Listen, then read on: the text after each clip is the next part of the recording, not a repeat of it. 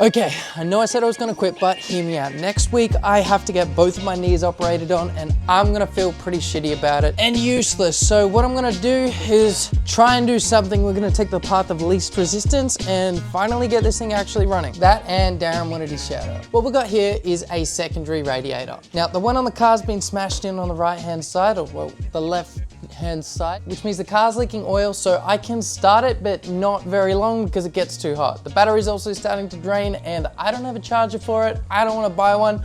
So I want to start this and get it running. Actually, for the very first thing, when I took this car to get the chassis rails realigned, they seem to have taken these jack pads off. Now I assume this is so they could have put it on the jig properly, but if you look here, you can see that these 4 prongs have actually been pushed out. The reason they get pushed out is so that when it sits up in the chassis, it doesn't come back out. So they're going to be hard to put in while that's already expanded. So I'm just going to rinse it with some oil and use the jack and see if it works. Crummy sink. So essentially this little bit here is that jack point that I've got lined up. I'm just using the jack to squish it back into the chassis rail. And we lower it back down, pull the jack out, and we can jack the car back up from here. And we'll do that to the other side. I hate spiders, I gotta clear this shit out first. All right. Oh, there's so many spider webs. Oh, I hate that. I hate it, I hate it, I hate it. You know, I think most of my viewership's from the States, right? And what they say about spiders in Australia, I just want to let you know, it's true. Today, I was going to work and I don't know, you know what?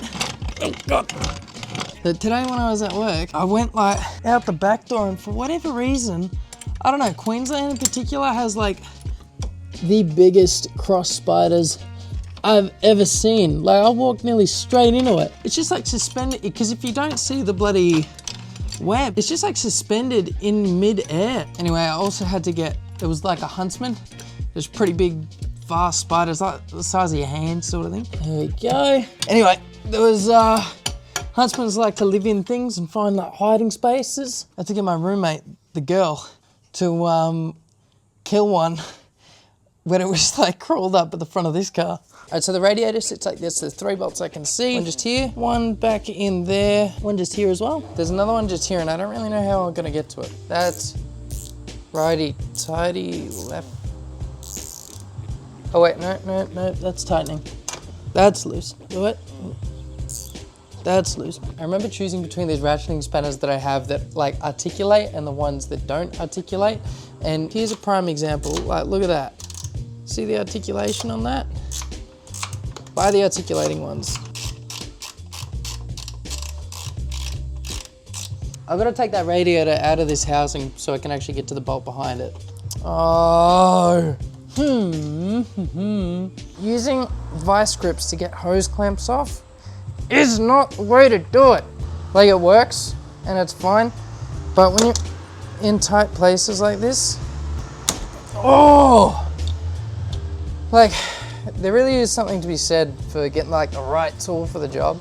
Oh, there we go. Gonna use this little hook pick to help us loosen up the hose pipes. Oh, you know what would help? Making sure that air can get through, which will decompress make these pipes easier to pull off. Come on, like it's moving back. It's just, I don't know why, but even like the simplest things on cars are like not so simple when you start doing them. You think, this will take you 2 seconds. And then it's like 3 days later and your daily drive is still not daily driving. Okay, there's one. I can't even yank on this one. This one's, all right, I can't get this out. There's 2 bolts under here. I'll get them off and we'll try and pull this away from this plate.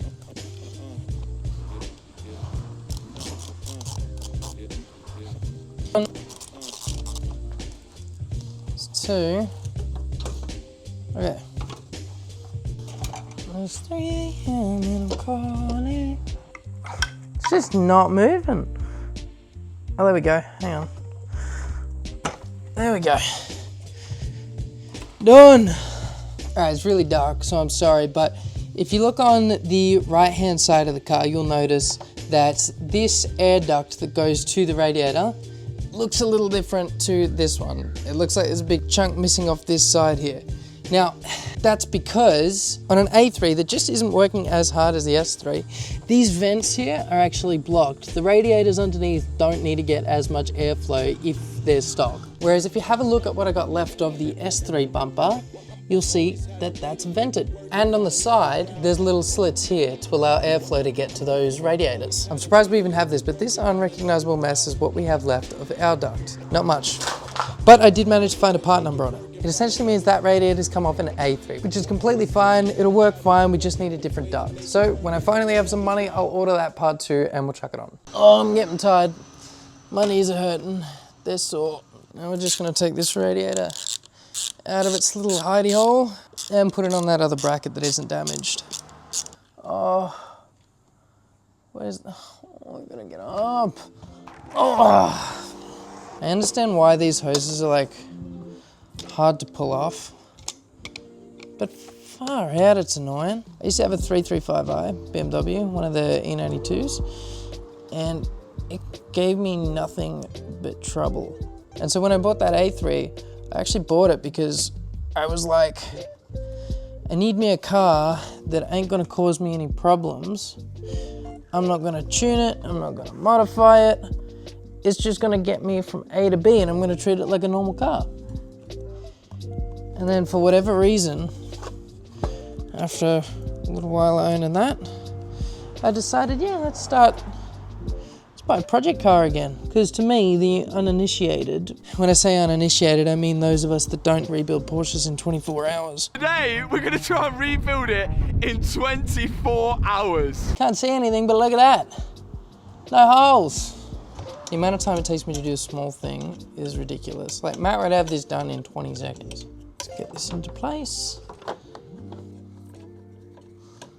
Ooh. Just putting this washer in a little bolt underneath the radiator, and I'm turning it the wrong way again. Oh, no, I was turning it the right way. If we get a few likes on this thing, I'll do it again with a motorbike. Even though I can't afford this. Let's mix some coolant and see if it leaks. I nearly forgot to put these bolts back on. Thoroughly washed. Slightly smells like milk. 50-50 mix. Look at that. You know, I really hope this thing doesn't have any other leaks. Still a bit of coolant.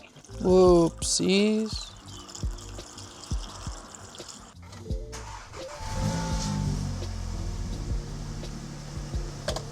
And check it out, no leaks. All right, let's give it a little rev.